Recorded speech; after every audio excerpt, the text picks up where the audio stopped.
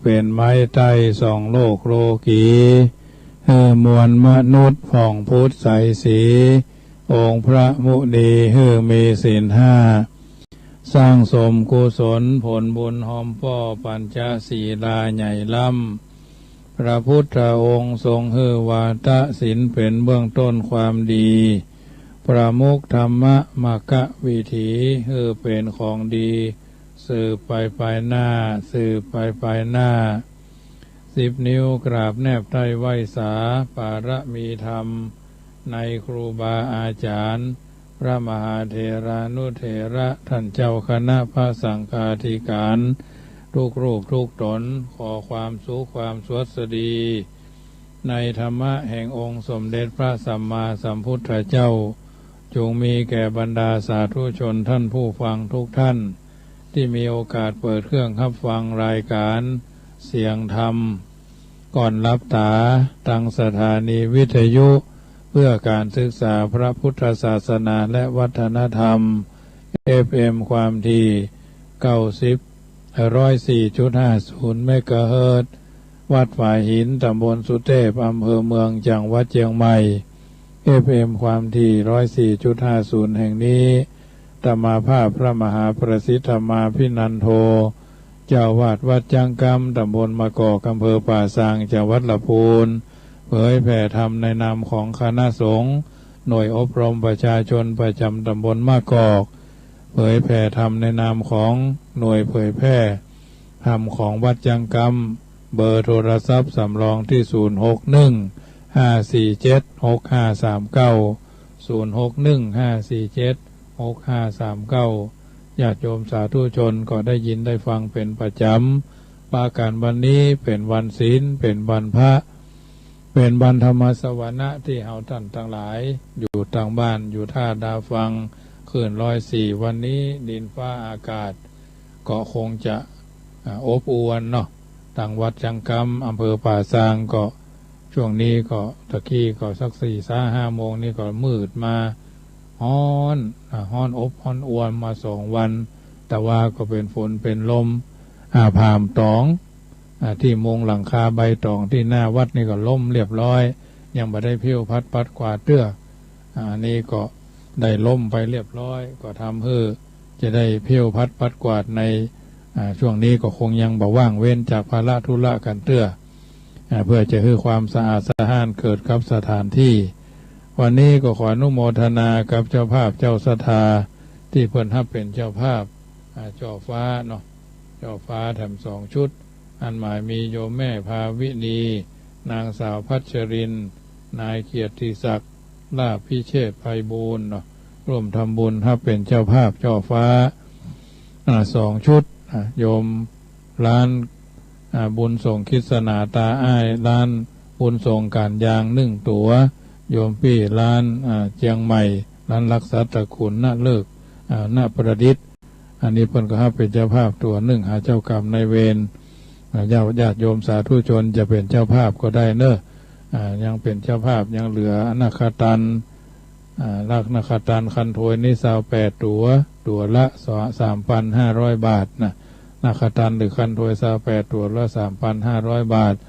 ส่วนใบราคาหรือป้านลมนั่น24 ตัวยังเหลือแถม23 ตัวละ 4,500 บาทนะป้านลมหรือ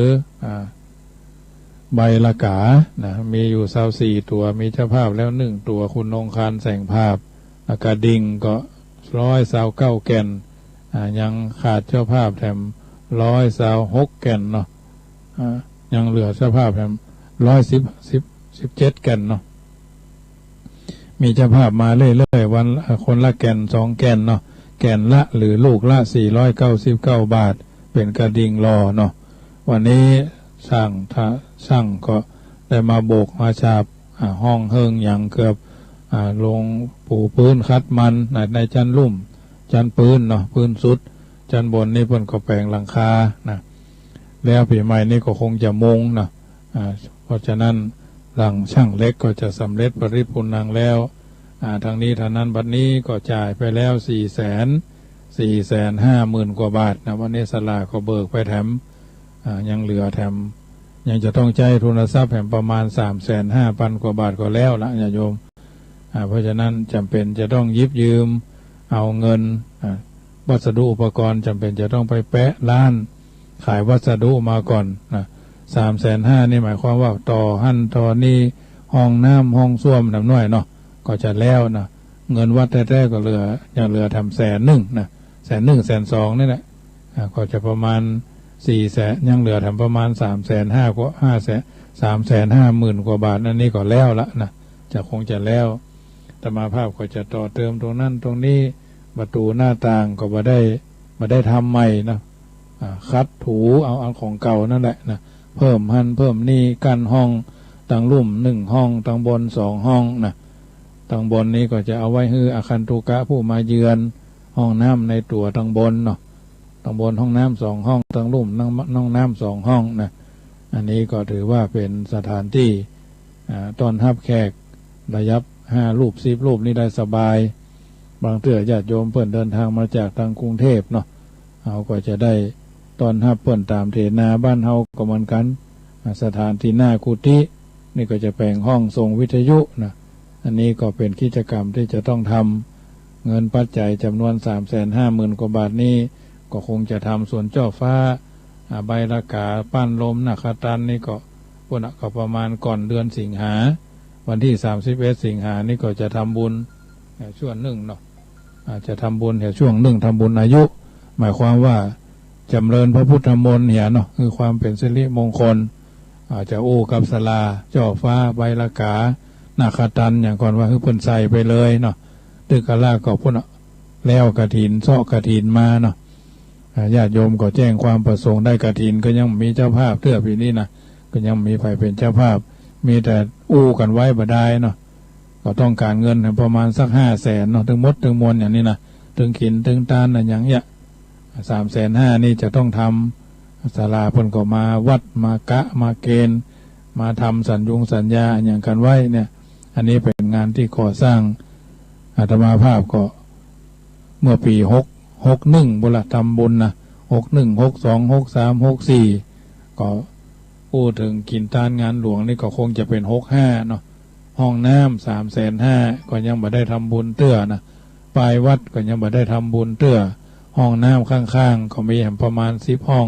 อันนี้จะได้ซ่อมหลังคาโบกฉาบทำประตูให้มันใหม่ยกปืนน้อยหนึ่งอันนี้ของประมาณ100,000 ปลายวะนะทางนี้ทางนั้นกฎคณะสงฆ์เพราะว่า1 ล้านขึ้นไปนี่เฉลิมฉลองกันได้นะอันนี้ก็แจ้งความประสงค์ให้ญาติโยมได้ทำบุญกันได้คนละเล็กคนละน้อยเนาะบอกต่อๆกันไปบุญกุศลสิ่งต่างๆเหล่านี้เป็นสิ่งที่เราจะต้องยืนยันต่อสู้อยู่ในสังคมวัดก็ต้องมีการก่อสร้างเมือนไปก็ต้องบูรณะนะเพราะฉะนั้นวันนี้ก็ขออนุโมทนาครับคุณโยมแม่ภาวินีลาภพิเชษฐ์ไพบูลย์เปิ่นถวายพระเจ้าวันเกิดพระเจ้าวันเสาร์เนาะแล้วก็น้ำดื่มน้ำปานะนะภัตตาหารพัดฟองเต้าหู้เนาะพัดฟองเต้าหู้พัดเปรี้ยวหวานป๋าเนี่ยพัดเปรี้ยวหวานป๋าแล้วก็ข้าวสวยนะอาตมาภาพก็เอาฉันเพลเนาะพอดีไปฉันเพลแห่งวัด1อาหารบ่ค่อ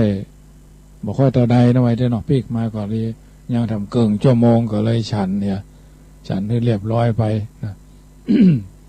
เพราะว่าอาหารการกินบางทีบางครั้งเจอบ่อยๆเข้ามันไก่มันถึงไข่มันมาไข่กืนนะจะโยมเอ้ย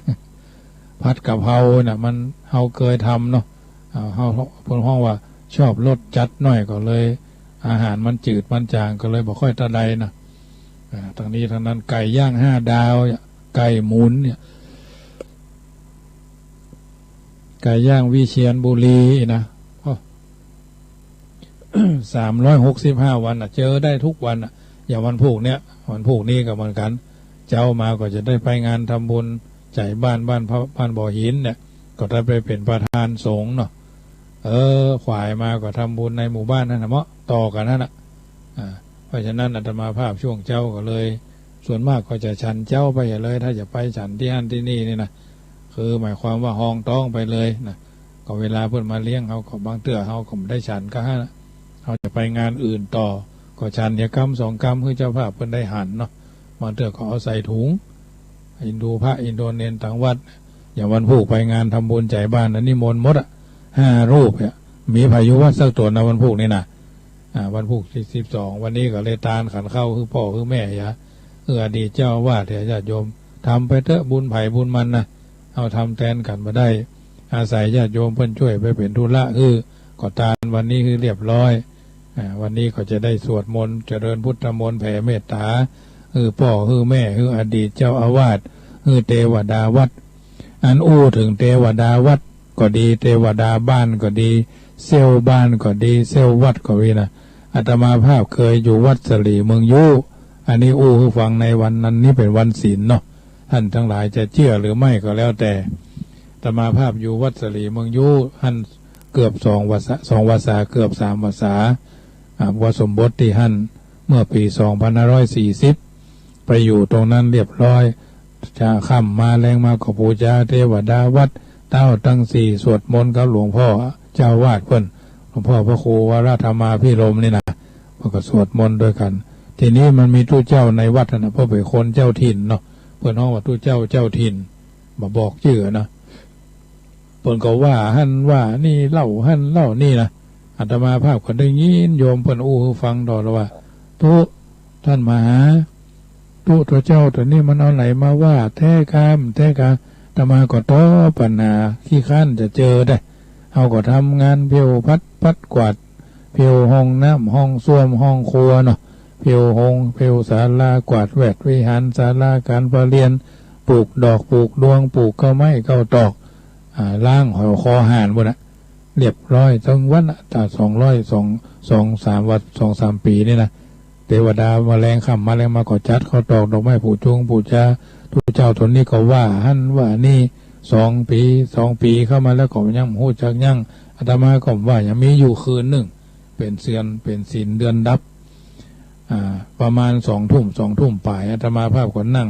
มันฮ้อนเนาะหน้าเนี่ยก็หน้าฮ้อนนั่งอยู่หน้าวิหารนั่งแล้วก็หมายความว่าเติกหน้าวิหารเนาะเตียงขี้ข้านพนวัตตังขี้ข้านเตียงขี้ข้านก็เติกเหยียดตีนออกไปทั้งอื่นนอนทุกเจ้าตัวนี้เตียวไปเตียวมาแกก็มาเนาะสักกรรมนะแกก็นุ่งผ้าคล้ายๆนุ่งผ้าอาบน้ำเนาะนุ่งผ้าขาวม้าคล้ายๆนุ่งผ้าขาวม้าห้อยผ้าซะกระเดียวแกเตียวมาได้ยินนะเอาส่องพอเป็นว่าปากโดนเหมือนกับเขาเกิดโดนคนโดนตีนี่นะปากโคว่าโดนพ่อดำวัดเทวดาวัดตบหน้านะตบจนปากเปรี้ยวนะปากเปรี้ยวนี่แกก็เตียวเท้าเปล่าไปหาบ้านพ่ออาจารย์ซึ่งเป็นหน้าของแม่แกเนาะไปก็เดี๋ยวสัก2 ทุ่มไปนะก็เดี๋ยวมาละพ่ออาจารย์นั่นก็มาพ่อหนานเมืองใจก็มาหาทูเจ้ามาห้องทูเจ้าไว้หรอตัวลงไม่ไหน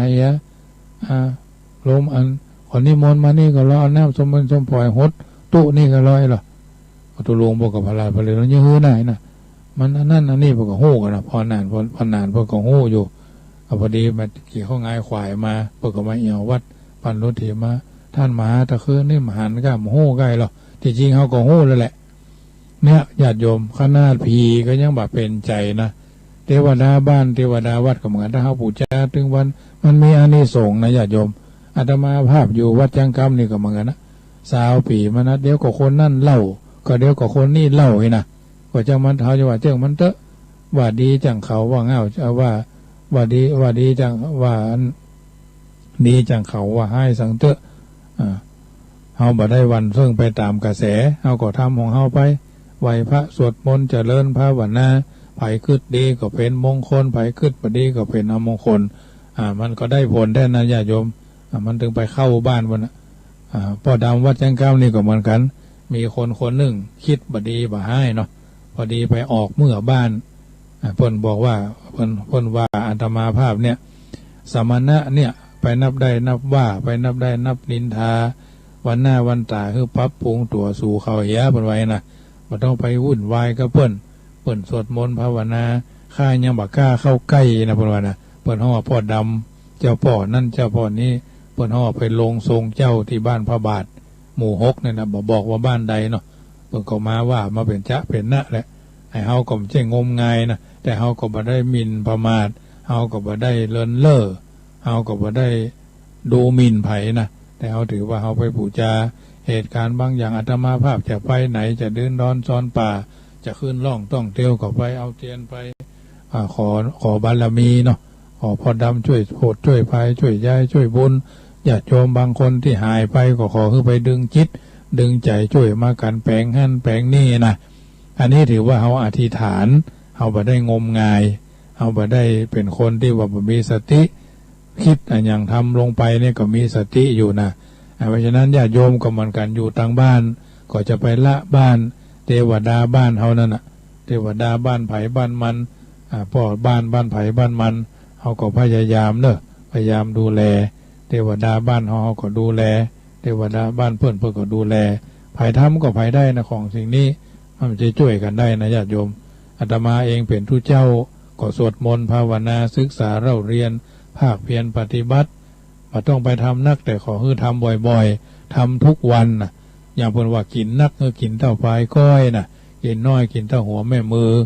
เข้าเจ้าก็ขอให้ได้13 กรัมเข้าเพนก็ขอให้ได้13 กรัมญาติโยมกินข้าวแรงก็ขอให้ได้13 กรัม13 กรัมเนี่ยความว่าเสมอกันนะไม่ใช่ว่าโอ้วันนี้จีนลาบปอดล้อต่างเฟืองบังเบ่งบังเบ่งแต่ว่าถ้าเป็นจีนไก่เอาเป็นแกงส่วนเข็มที่2สะสมอยู่ที่ 69,439 รายค่ะเป็นการงานเนี่ยก่อนอื่นทางด้านนายแพทย์ยงผู้วรวรรณหัวหน้าศูนย์เชี่ยวชาญเฉพาะทำให้มันเสมอเปิดเอาว่าเสมอต้นเสมอปลายนะอันนี้นำเสนอเพื่อพิจารณาเนอะญาติโยมสาธุชนวันนี้เป็นวันศีลวันพระวันธรรมสวนะก็ก้อนไกลเอามาอู้จ่าทักทายญาติโยมได้ฟังเพื่อนบอกว่าถึงเทศกาลสงกรานต์กันแล้วหรือปีใหม่แก้วปื้นบ้านเฮาหนาเริ่มเดือนเมษาเริ่ม13 เมษาวันจังขานมาล่องลาต้องเต้าคนจักนิยมสะผมดำเกล้าปัดกวาดเฮือนเอาสะล้างมาละมนทินใดอย่าได้ตกข้างไหลตัวกำน้ำกว้างนาตีสังขารล่องไส้แก่ไปแถมปีเริ่มสร้างความดีวันนี้เตอะเจ้า14 เมษาวันดาน้ำเข้าห้องกันวันเนาแน่ชัดเจ้าบ้านต่างหลายขนทรายเข้าวัดห่วมกันก่อปั้นเจดีย์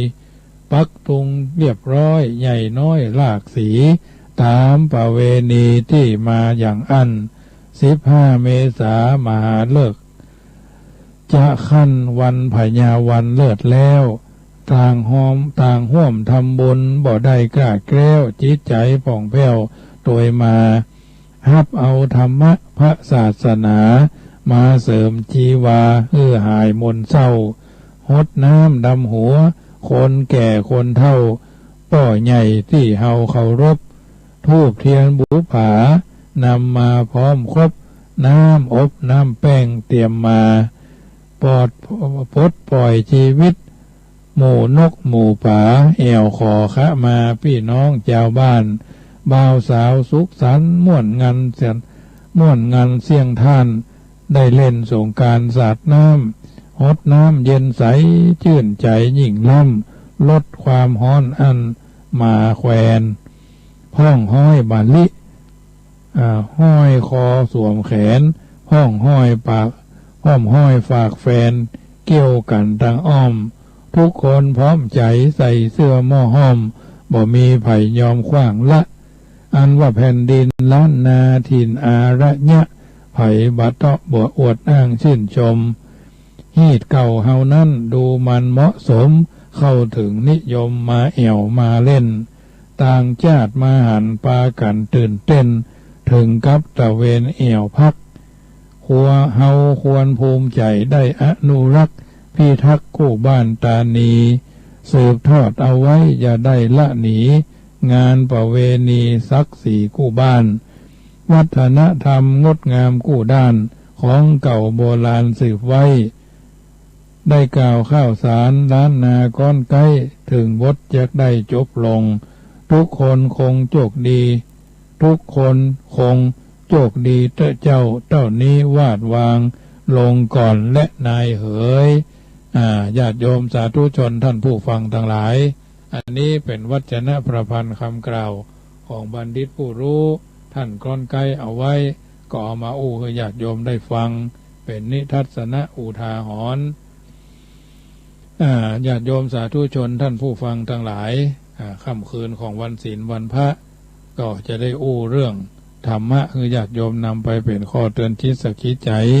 ค่ำคืนวันนี้ก็จะได้เริ่มอู้เรื่องของรอยบาปเนาะรอยบาปนิทานชีวิตให้ท่านทั้งหลายนำไปคิดจะอู้กันต่อเนื่องจะเล่ากันต่อเนื่องว่า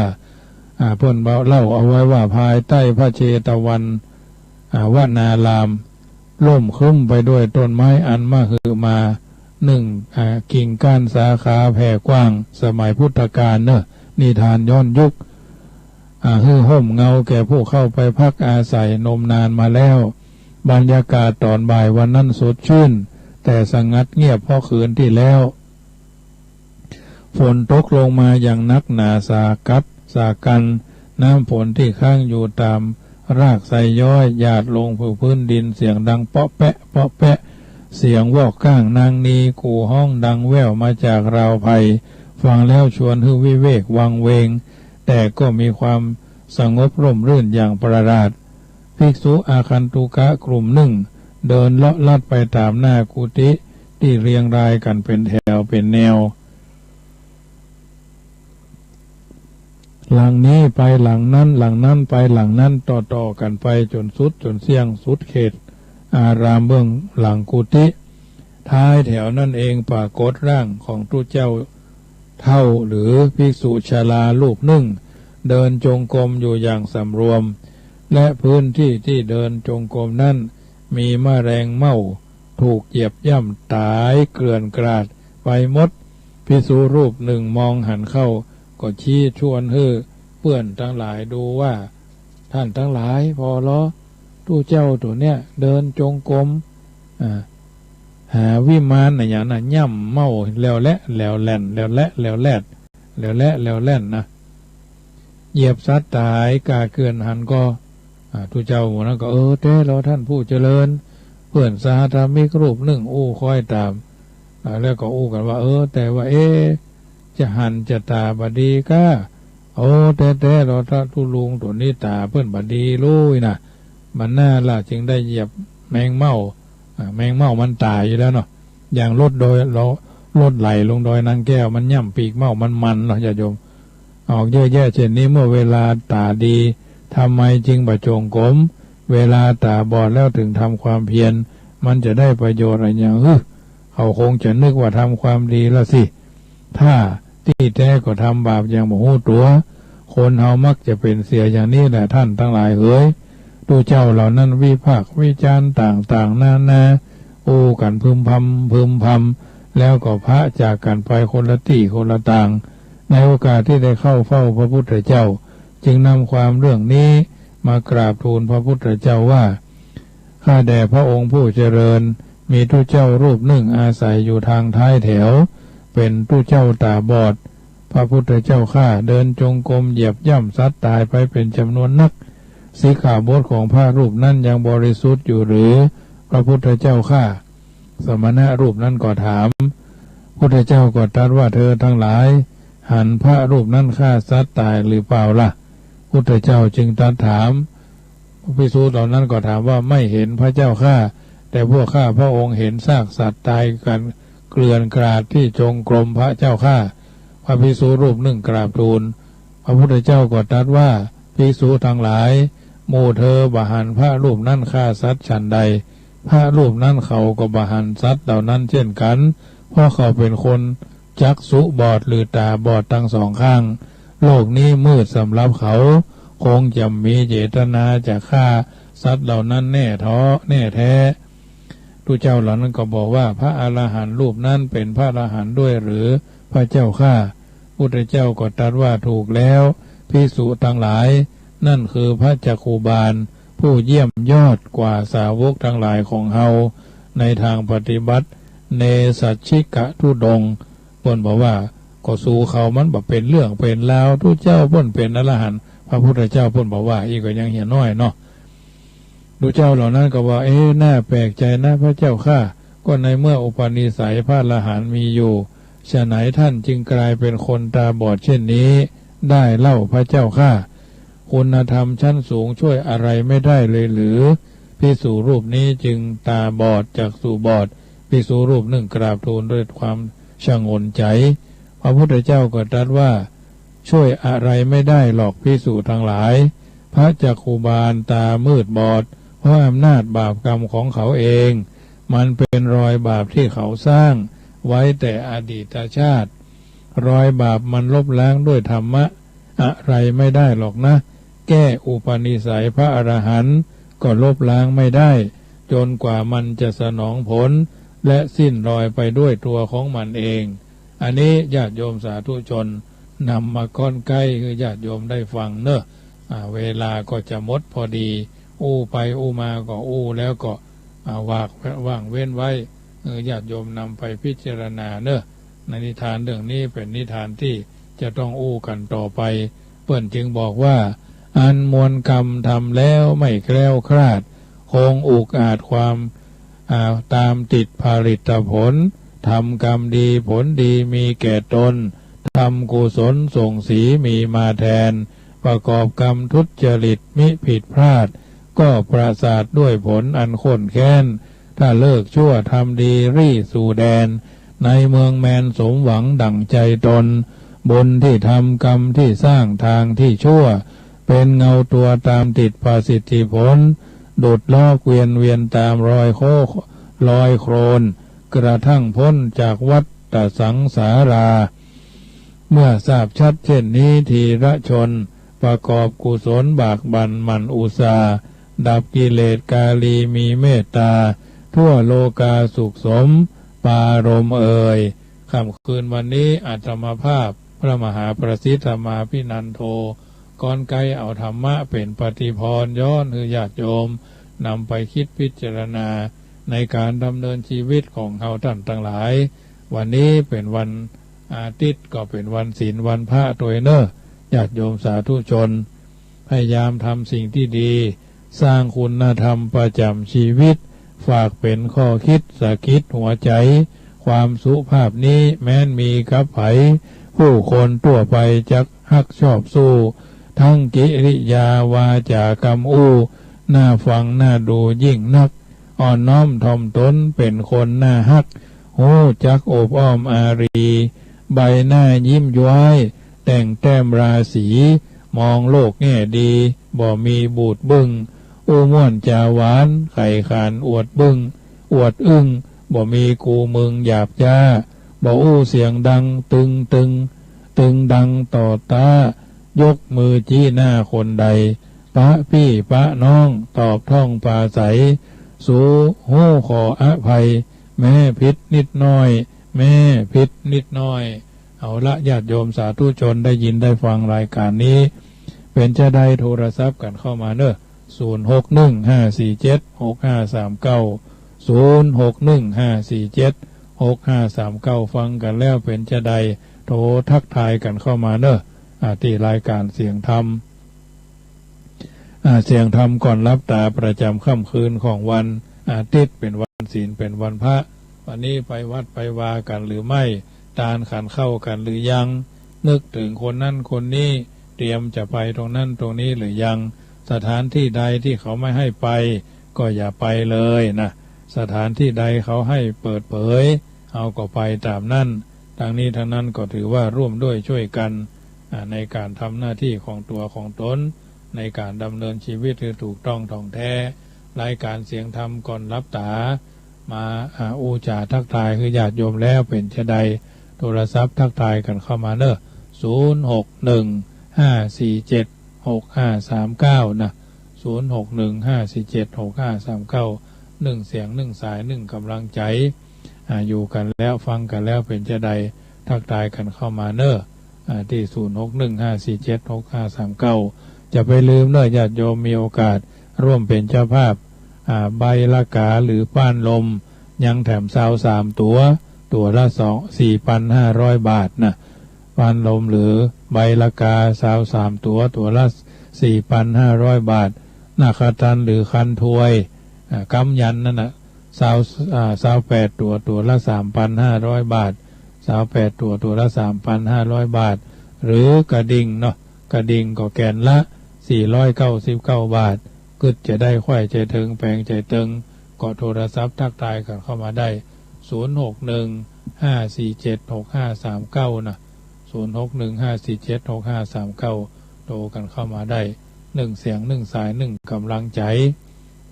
ค่ำคืนของวันนี้เป็นวันศีลก่อนจะรับจะนอนก็ขอให้นึกถึงบุญกุศลที่เราได้ทำตั้งแต่เจ้ามาเพราะฉะนั้นสิ่งใดสิ่งดีก็ถือว่าเป็นสิ่งที่เราท่านทั้งหลายจะกระทำบำเพ็ญให้ได้ถือว่าเป็นสิ่งที่เราท่านทั้งหลายจะทำสิ่งที่ดีที่งามเจริญพร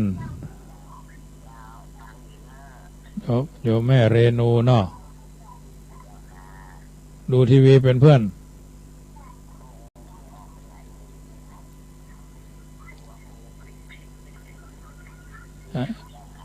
เจ้าเจริญพรเนอเจ้าเจริญพรจัดรายการอยู่เนอเดี๋ยวโทรใหม่เนาะทุกเจ้าจากจังหวัดทุกเจ้าจากเชียงรายทุกเจ้าจากเชียงดาวเพิ่นโทรกันมาเพิ่นคงจะบ่ฮู้ว่าเขาจัดรายการเนาะก็ส่วนหนึ่งนะถือว่าเป็นส่วนหนึ่งที่เขาท่านทั้งหลายฟังกันไปรายการเสียงธรรมก่อนรับตานี่นะเป็นรายการที่นำมากล่าวมามาอธิบายให้ญาติโยมฟังเนาะวันที่13มีโอกาสก็มาร่วมสืบชะตาได้ก็จะทำไปมาก็สืบมาก็เป็นอย่างวัดแต่ละวัดก็เปิดวัดรอสายทานศรัทธาจากท่านช่วงนี้เป็นช่วงโควิดญาติโยมมีโอกาสก็ร่วมกินร่วมทานกันได้ข้าวสารอาหารแห้งจะเอามาถวายก็ได้ช่วงนี้เปิ่นจะทานขันเข้ากันเขาก็บ่ต้องเอาของดิบอย่างมาเตื้อนะช่วงนี้ที่วัดจังกำนี่ก็มีศาลามัญญการก็ทำกับข้าวเขาแต่12 13 14 15นี่ก็เขาคงจะมามัญญการนะญาติโยมอาจจะกินจะทานจากอย่างใดอย่างหนึ่งเพิ่นอันใดมันมีกันนักกันหลายแล้วจะร่วมบำรุงกันน้ำกับไฟก็ได้ร่วมทำบุญสร้างกุฏิก็ได้บูรณะกุฏิก็ได้วันที่1 พฤษภาเนอะจะได้รวบรวมปัจจัยถวาย17,557 บาท17,557 บาทร่วมทำบุญถวายเป็นการรวบรวมเป็นครั้งที่2ครั้งแรกนี่ถวายไปละนะที่ญาติโยมหอมกันมาคราวนั้นส่วนเรื่องจ่อฟ้าใบละกาปั้นลมนาคตันคันถวยหรือกระดิ่งนี่ก็แจ้งความประสงค์ได้เรื่อยๆนะอันนี้ก็ในนามของพระเจ้าพระสงฆ์ที่เป็นเจ้าอาวาสศาลาเพิ่นก็ทำไปวันนี้ก็ศาลาเบิกไปทำ120,000 กว่าบาทวันนี้นะ120,000 กว่าบาทไปเป็นเรียบร้อยเพราะเขาจะต้องเอาไปจ่ายซื้อกินซื้อตาลเนาะพี่น้องชนเผ่าพี่น้องเพิ่นห้องว่าไตใหญ่เนาะเพิ่นมาแยกการบ้านเฮาก็เบิกสตุงสตางค์เจ้านายเพิ่นก็เบิกกันไปอันนี้ก็เป็นส่วนหนึ่งยังแถมประมาณ 350,000 กว่าบาทที่จะต้องได้จ่ายจะต้องได้ต่อเติมตรงนั้นตรงนี้นะญาติโยมเพราะฉะนั้นญาติโยมท่านใดฮู้จักเศรษฐีใจบุญนายทุนใจดีผู้บารมีก็ร่วมกินร่วมทานกันได้วันนี้ก็คิดว่าคงจะสมสมัยได้เวลาพอไปพอมาก็เหลือเวลาแถม2 นาทีเนอะตั้งอกตั้งใจฮับปอนเนอะสัพพิติโยวิวัจจันตุสัพพะโรโควินัสสตุมาเตภวัตวันตรายโยสุขีดีกายุโกภวะอภิวาตานะสีลิสนิจังวุตตาปัจจายโนพุทโธบังซ้ายธัมโมบังขวาสังโฆบังกายาอรหังบังเกสาอรหังพุทโธนะโมพุทธายะอายุวันโนสุขังพระลังขอเจริญพร